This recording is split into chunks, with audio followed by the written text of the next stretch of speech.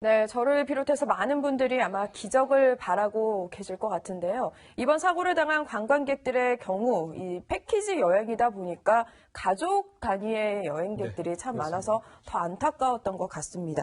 교수님, 이런 가운데 헝가리 현지에서 이제 관광 가이드로 채용된 지 얼마 안 된 20대던데 사진 작가의 사연이 또 전해지고 본인의 SNS에 글들도 올라오면서 더 안타까움을 사고 있어요.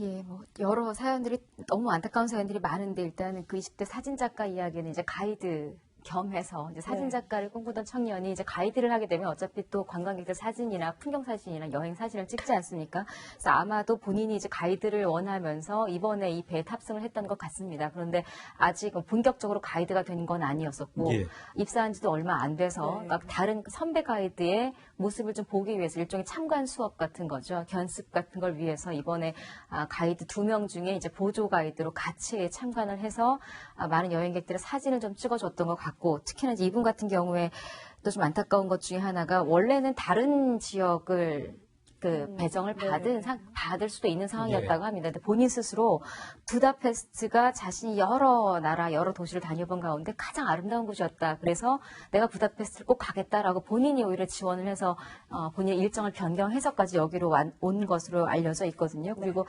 SNS에 올라온 글들을 보면 이 청년이 얼마나 열정을 가지고 특히나 이 일에 얼마나 자부심을 갖고 했는지가 고스란히 보여요. 굳이 본인이 하지 않아도 되는 현지 물건을 다 사서 현지 가격으로 얼마인지 이런 것들을 미리 올린다라는 건 여행 한 번도 그 나라에 가보지 않은 여행객들에게는 굉장한 어떤 정보거든요. 물가 비싸다 싸다가 아니라 자 필요한 이런 건 얼마고 이런 건 얼마를 본인이 다 직접 장을 봐서 다 올리기도 했고 또 본인의 스토리를 쭉 그 들뜬 마음들을 SNS에 올린 글이 사고 후에 이제 다시 보니까 저도 상당히 너무 가슴이 아프더라고요. 그래서 이게 좀 정말 말씀하신 대로 좋은 소식들이 빨리빨리 좀 조금이라도 나왔으면 좋겠습니다. 네, 또 이번에 사고가 난 유람선에 탔던 관광객 15명은 당초 원했던 일정이 아니었고 뒤로 밀려서 여행을 했던 것으로 전해지고 있는데 이 가운데는 6살 소녀까지 포함된 가족 3대 사연도 좀 전해지고 있죠. 손녀를 봐주는 이제 부모님께 이제 효도를 하겠다고 그래서 왜 할아버지 왜 이제 할머니 왜 할아버지 왜 할머니 그리고 자기 딸 그리고 이제 본인 이렇게 4명이 여행을 갔어요. 갔는데 현재는 참 모두 실종된 상태입니다. 그래서 이제 그 손녀 딸 그러니까 남편은 가지 않았는데 이제 가지 않은 이유가 이제 이 사업상 일 때문에 못 갔다 그럽니다. 그래서 공항까지 배웅도 못 했다고 그래요. 근데 그 부분을 굉장히 안타깝게 생각하고 있고 또 사고가 나기에 5시간 전에 그 딸하고 이제 통화를 했다고 그럽니다. 그래서 엄마가 뭐 반죽으로 만들어서 하는 물렁물렁한 그런 장난감을 사줬다. 그러면서 굉장히 기뻐하면서 전화를 했다는 거예요. 그러니까 사고 나기 전에 이런 통화도 했고 본인이 이제 공항까지 마중 못 나간 거에 대해서 굉장히 안타까움을 전하는데 이 3대가 전부 다 지금 현재 실종된 상태라서 아직 그 흔적을 찾지 못하고 있거든요. 그래서 아무튼 빨리 좀 더 수색이랄지 수중 작업이 빨리 진행이 돼서 좀 희망을 좀 갖기를 좀 바랍니다. 근데 저도 뭐 해외 여행 이렇게 많이들 다니시다 보면 사실 일정 단체 관광 같은 경우에 이제 패키지 관광이라고 보통 저희가 하는데 이게 이제 모집이 안 되면 적정한 인원이 모집이 안 되면 뭐 일정이나 장소도 변경되는 경우가 많이 있잖아요. 원래 이제 특히 패키지 여행 저도 전에 다닐 때 보면 최저 인원이 있어요. 4명 아니면 지역마다 다릅니다. 16명, 10명 그런데 만약에 신청을 한 사람이 거기에 미달이 되게 되면 출발을 할 수가 없어요. 그러면 그 날짜에 출발 못 하니까 이제 다른 날짜에 이러이러한 날짜가 있는데 이때 변경을 해서 같이 가실 수 있습니까라고 대부분 여행사에서 연락이 오거든요. 그러면 사실 여행 가고 싶었고 그날 별 스케줄이 없으면 같이 이제 조인트해서 가게 되는 경우가 있는데 이번에도 한 15분이 그랬다는 거죠. 그러니까 본인 입장에서 이미 아주 불행한 결과의 결과 나서 좀 안타깝지만 그때 만약에 변경하지 않고 그대로 간다랄지 아니면 여행을 아예 취소했다라고 하면 이런 일이 없을 거 아니냐. 그런 안타까운 심정은 충분히 가질 수 있다고 봐요. 네. 사고가 난 부다페스트에서는 이제 시민들과 관광객들의 애도 물결이 이어지고 있는데요. 침몰 유람선을 들이받은 대형 크루즈 선장은 경찰에 체포된 상태입니다. 네, 작은 배를 추돌해 침몰시켜 놓고도 구조하지 않고 45분 동안 계속 항해했던 것으로 알려졌는데요. 이 경험이 풍부한 선장이라고는 하는데 왜 그랬는지는 아직 미스테리입니다. 김철웅 기자가 전합니다. 허블레아니호를 들이받은 크루즈 선박은 현재 사고 지점에서 떨어진 곳에 정박 중입니다. 헝가리 경찰은 이 배를 수색하고 우크라이나인 64살 선장을 체포했습니다. We will do our best to investigate what has happened. 체포된 선장은 충분한 경험을 갖춘 것으로 알려졌습니다. 때문에 사고 원인은 운항 미숙이라기보다 부주의에 의한 과실이었을 가능성이 높다는 관측입니다. Do you know about the accident that happened in Budapest? All the people are busy in the moment. I will not tell anything through the phone now. I'm sorry. 크루즈가 유람선을 추돌한 뒤 구조에 나서지 않고 가던 길을 계속 갔다는 것도 문제입니다. 당시 운항 경로를 보면 크루즈는 사고가 난 뒤 45분 뒤에야 멈췄습니다. 현지 언론도 이번 사고가 인재에 가깝다고 분석합니다. 채널A 뉴스 김철웅입니다. 네, 헝가리가 인기 관광지가 된 후 강가의 유람선도 많아졌습니다. 특히 대형 크루즈까지 허가된 것이 문제라는 분석이 나오는데요. 네, 최수연 기자 리포트 보시고 계속해서 이 관련 이야기 나눠보겠습니다. 대형 크루즈 선에 받친 유람선이 침몰하는 순간에도 주변으로 온 저마다 관광객들을 실어 나르는 유람선들로 분주합니다. 집중호우의 불어난 물로 안전이 담보되지 않는 상황에서도 유람선들이 몰렸던 상황은 선박 위치 추적 사이트에 그대로 기록됐습니다. 사고 지점인 다뉴브강 머르기트 다리부터 바로 아래 셀체니 다리까지 갖가지 모양의 배들로 빼곡합니다. 바이킹 시긴호와 허블레아니호의 사고 순간 두 다리 사이 1.7km 구간에는 모두 29척의 배들이 들어차 있었습니다. 바이킹 시긴호처럼 길이 100m가 넘는 대형 선박도 5척이나 됩니다. 현지 언론에 따르면 원래 수로가 좁은 다뉴브강에선 대형 크루즈 운항이 금지됐었습니다. 하지만 관광 활성화 명목으로 최근 야간 운행이 허가되면서 사고 위험이 높아졌다는 지적이 나옵니다. 그거는 가능을 못해요. 배가 대여섯 대 이렇게 있으면 모르는데 배가 뭐 엄청 많아요. 여기 다뉴브강에 유람선이. 도로에 차가 다니는 것 같아요. 헝가리 항해협회 사무총장도 부다페스트 주요 구간에만 하루 평균 70척의 배가 운항한다며 헝가리 정부의 과밀한 선박 운항 관리가 사고를 불렀다고 지적했습니다. 채널A 뉴스 최수연입니다.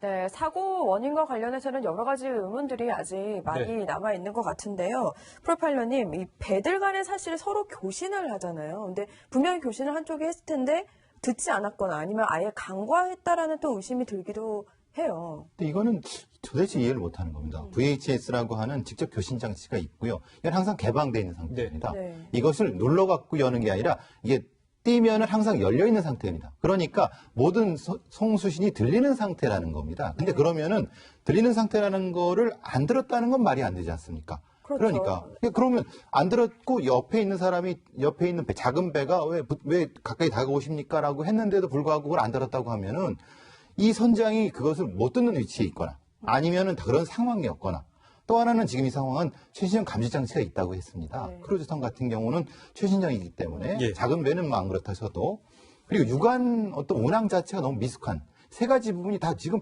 굉장히 충돌하는 부분입니다. 도대체 이해를 못하는 상황인 거죠. 그러니까 안전장치가 한두 개가 아닌 예, 예. 거잖아요. 사실 네. 대형 선박, 특히 대형 크루즈 선박 같은 데는 그런 게 있을 텐데 왜 이런 걸 막지를 못했을까? 그거 의문점이거든요. 가장 문제는 인적인 그래서 인재라고 하는 예. 거죠.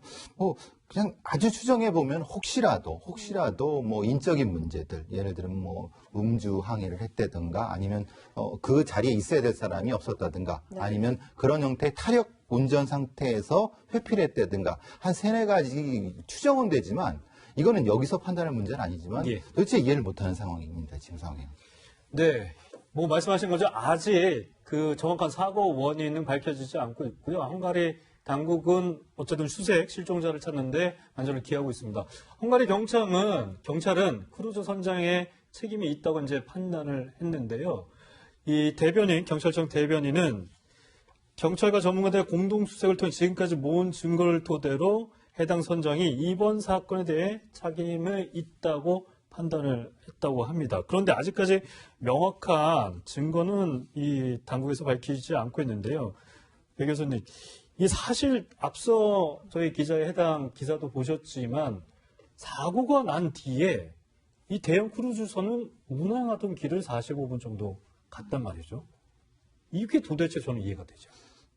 그 선장이 이렇게 변명할 수는 있을 겁니다. 왜냐하면 보통 이제 다리 위에 조명이 아주 밝거든요. 네. 그 보통 야간 증발 현상이라고 해갖고 밝은 조명이 들어오게 되면 그것이 안 보일 수 있다 이렇게 변명할 수도 있습니다만 문제는 소리가 들렸다는 겁니다. 네. 그러니까 살려달라는 소리도 들리고 분명히 그 파손하는 소리가 들렸을 텐데 그 부분을 비껴갔다는 것 자체는 결국은 이 선장이 자리에 없었을까? 아니면 어떤 그렇게 다른 어떤 추정을 가능하게 하는 상황밖에 도대체 이해가 안 되는 상황이라는 거죠. 분명히 저 배가 앞에서 부서졌다는 것을 인지했을 텐데 그러면은 무전으로라도 구해달라고 했을 텐데 그게 지금 안 되는 상황 아니겠습니까? 근데 네, 그 변호사. 바이킹 시긴호에 이제 가판에 있었던 이제 미국 사람이 증인이 나왔어요. 예. 근데 그 사람 이야기는 자기 가판에 있었는데 부딪히는 느낌을 전혀 못 받았다는 거예요. 앞가판에 있었는데. 예. 그리고 나서 강을 보니까 사람들이 떠다니면서 살려달라고 아우성 쳤다는 거거든요. 예. 그럼에도 불구하고 바이킹호는 이제 그대로 가버렸던 거죠. 그러면 사실 선장 자체는 우크라이나 출신 선장 자체는 인지를 못했을 가능성이 좀 크지 않나 싶습니다. 그런데 아까 저희가 그 자동 선박 식별 장치가 아마 우리 아까 보면 그걸 컨트롤은 중앙에서 지금 가고 있는 걸 다 보잖아요. 네. 그럼 다 켜져 있을 텐데 이곳이 하루에 한 6, 70척 저녁에만 그러니까 아마 아슬아슬하게 비껴가는 경우가 있을 거예요. 그러니까 이 식별장치라는 자체는 내 상대방 선받고 충돌하거나 이런 걸 방지하기 위한 건데 이 일상화돼 있는 거죠. 네. 그냥 옆에 지나가고 앞으로 지나가고 그러니까 지금 저 화면인데 저거를 어디 중앙 관제 시설 같은 데서도 계속 모니터링을 하고 있지 않았을까요? 그런데 지금 사고 그렇죠. 상황을 전혀 인지를 못했다. 근데 저것도 보면 굉장히 아슬아슬하게 옆으로 지나가는 경우가 많이 있잖아요. 네. 그러니까 식별장치를 꺼놨을 가능성도 있지만 저걸 보면 꺼놓지는 않았다는 거거든요. 네. 그러면 항상 아슬아슬하게 지나가고 근접해서 지나가는 것이 습관화되어 있기 때문에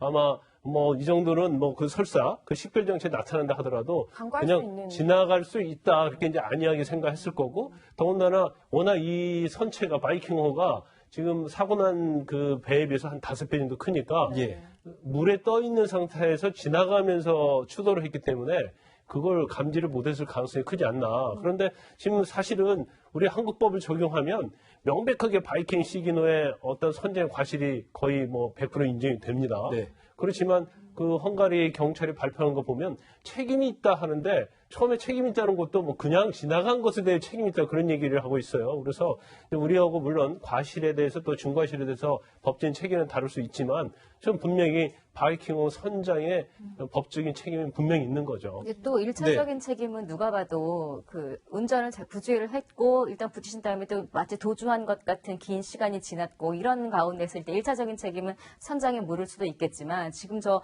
화면도 그렇고 여러분들이 지금 계속 이야기하고 있는데 분명히 교신이 됐을 텐데 여러 가지 상황에서 또 하나의 문제점은 기본 1차적으로는 책임이 그 사람에게 있다 하더라도 또 하나의 책임은 지금 저 관광지로 엄청 유명한 저 강에 저렇게 많은 배가 떠다니는 게 과연 맞을까? 그러니까 앞서 보신 것처럼 그 두 다리 사이에 29척의 배가 이 사고 당시에 있었다고 하니까. 그러니까 상식적으로 봐도 저게 법대로 저게 법적인 걸로 맞아? 근데 문제는 맞다라는 거예요. 그 맞다라는 이유가 뭐냐 하면 분명히 누가 봐도 지금 저게 비정상적임에도 불구하고 저런 비정상적으로 관광을 위한 유람선이 많이 떠 있는 이 시기가 사실은 관광 산업이 발달하면서 변화된 현상이거든요. 네. 근데 이 강에 있는 다뉴브 강에 있는 관련 법 제도는 그 아주 이전에 그러니까 이렇게 많은 배가 떠다니기 이전에 된 법이 지금 그대로 유지가 되고 있는 거예요. 그러니까 당연히 손을 봐야 될 관련 법이나 이런 것들이 하나도 움직이지 않기 때문에 사실상 유명무실한 법 제도하에서 저렇게 많은 배들이 현지 언론에서 전문가들이 개미굴 같다라는 표현까지 썼는데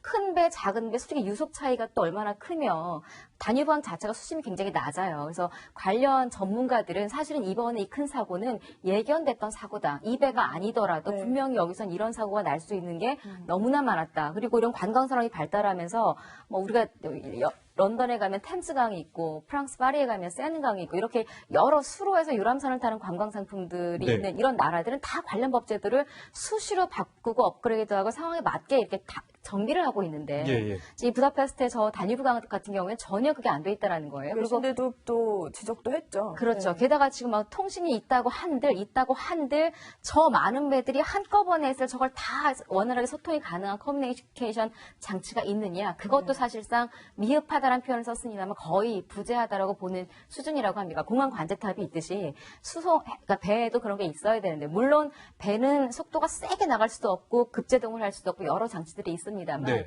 그럼에도 불구하고 꼭 필요한 제도나 꼭 필요한 시설이나 이런 게 부재했다라는 것도 이 사고를 충분히 뒷받침하는 어떤 또 원인이 된다라는 지적이 많이 나와요. 네, 변호사님. 저도 단위병원 가봤어요. 가봤는데 네. 이제 문제가 어떤 거냐면 지금 인재라고 하는 이유 중에 하나가 단위병원이 세계 3대 미항 중에 하나고 또 어느 잡지에 가면 1위로 꼽혀 있습니다. 그래서 야경도 굉장히 그렇죠. 부다페스트를 가면 야경을 보지 않으면 부다페스트를 갔다 온 게 아니에요. 그러니까 모든 사람들은 가서 그곳에 가면 단위병원 야경을 보기 위해서 이제 배를 타는데 문제는 어떤 점에 있냐면 지금 배가 굉장히 하룻밤에도 한 6, 70척이 다닌다고 그러잖아요. 네. 1.5km 범위 내에. 그러니까 이권이 있는 거죠. 그러니까 기업들, 특히 대기업들이 저기에 다 허가를 받으려고 하는 거예요. 그래서 저 크루즈 같은 경우도 너무 크기 때문에 수로가 좀 좁고요. 그리고 그 다리에서 보면요. 물살이 굉장히 세더라고요. 예. 그럼에도 불구하고 계속 대기업이 허가를 하면 허가를 해주는 거죠. 더군다나 뭐 100m 이상이 넘는 크루즈선을 다 허가하다 보니까 이게 아까 개미굴 같다는 얘기 나왔잖아요. 네. 배가 개미들처럼 계속 왔다 갔다 하는 거예요. 그러니까 이런 위험한 사고가 날 수 있는 그런 것은 상존에 상존에 있었던 거죠. 아까도 네. 말씀하셨지만 아무래도 그러다 보니까 안전에 좀 간과할 수 있는 부분들이 분명히 있을 것 같은데 보니까 구명조끼를 입어야 되지 않았었냐 이런 말들이 나오는데 사실 제가 생각해보니까 우리나라에서도 유람선을 탈 때 구명조끼가 의무화되지는 않고 있잖아요. 그리고 일반적으로 저도 유람선 많이 타봤는데 이제 구명조끼가 뭐 발 밑에 있다, 네. 아니면 선에서 오른쪽 예. 왼쪽에 있다. 이제 그건 설명을 하고 구명조끼를 그렇죠. 네. 착용하라고 하지 않아요. 그 이유는 뭐냐면 이제 법적 의무는 아닙니다. 단지 구명조끼는 이제 승선 인원의 120% 정도만 이제 구비하고 있으면 돼요. 단지 예외적으로 이제 낚시어선이랄지 이제 수상 레저보트 그런 경우에도 작은 어선 5톤 그렇죠. 미만의. 5톤 미만의 경우에 한해서만 이 구명보트 착용이 의무화돼 있어요. 그래서 이게 법적 의무가 안 됐기 때문에 그럼 이 부분을 어떻게 생각해야 하냐? 이거 당연히 법적 의무 해야 하는 거 아니야? 그런데 이런 부분도 있죠. 구명보트를 조끼를 착용하고 있으면 배가 침몰을 했을 때 네. 물론 밖으로 뛰쳐나오면 굉장히 구명조끼는 이제 생명조끼가 되는 거예요. 그런데 배 안에 갇혀 있는 상태에서 뒤집었을 때는 사실 구명조끼가 탈출하는 데는 오히려 방해가 되는 그렇죠. 경우가 있거든요. 예. 아마 이런 걸 고려를 해서 그럴 가능성이 크고 또 그런 얘기를 하더라고요. 전문가들은 우리가 비행기를 타잖아요. 그럼 비행기 탔을 때 구명조끼 입지 않고 산소 마스크 하지 않거든요. 이제 그런 것처럼 사고가 날 걸 대비해서 이렇게 구명조끼를 비치하는 것이지 사고가 났을 때 과연 구명조끼를 일반적으로는 굉장히 생명을 지킬 수는 있지만 그렇지 않는 경우도 있을 수 있다는 거죠. 네. 그래서 그때 상황에 따라서 이제 구명조끼 착용 여부를 결정을 해야 한다. 이런 의견이 상당히 많더라고요. 네, 사실 이번 사고 소식이 전해지면서 이제 유럽 여행을 준비하셨던 분들 취소 사태가 또 이어지고 있고요. 근데 저는 궁금한 게 유럽에 보면 이제 뭐 3대 야경 뭐 이렇게 해가지고 굉장히 뭐 파리 세느강이나 그리고 체코의 거기 어디죠?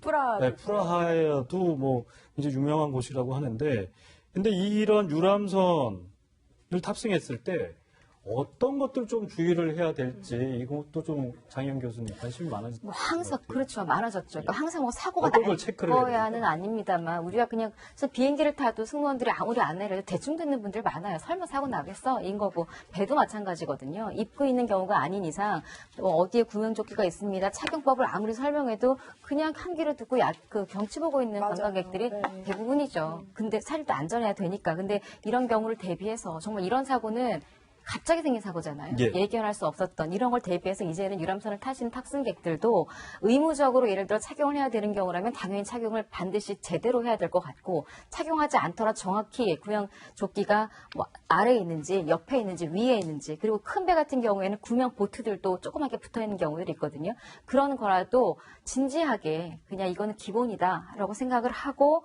뭐 예를 멀미 있는 사람 멀미약 먹듯이 꼭 그 위치나 이런 것들을 확인을 하고 탈출 요령들도 유익 있게 일단 듣는 것, 일단 이런 게 중요할 것 같고요. 이번 사건을 계기로 이제 큰 단위부강은 당연히 지금 현재 우리나라에서는 관광 상품에서 싹 다 제외가 됐습니다. 환불이나 네. 백제 상품이 되고 있는 상태고, 단위부강 외에도 뭐 런던이나 파리나 러시아나 크로아티아 5개의 강에 대해서 지금 일단 유람선 탑승은 다 취소되고 있는 상태거든요. 네. 그래서 일단은 좀 마음을 진정시키시고 이후에 혹시 유람선을 탑승할 일이 있더라도 그런 점들을 지나치지 말아야 될 것 같아요. 네, 알겠습니다. 계속해서 새로운 소식 들어오는 대로 전해드리도록 하겠습니다.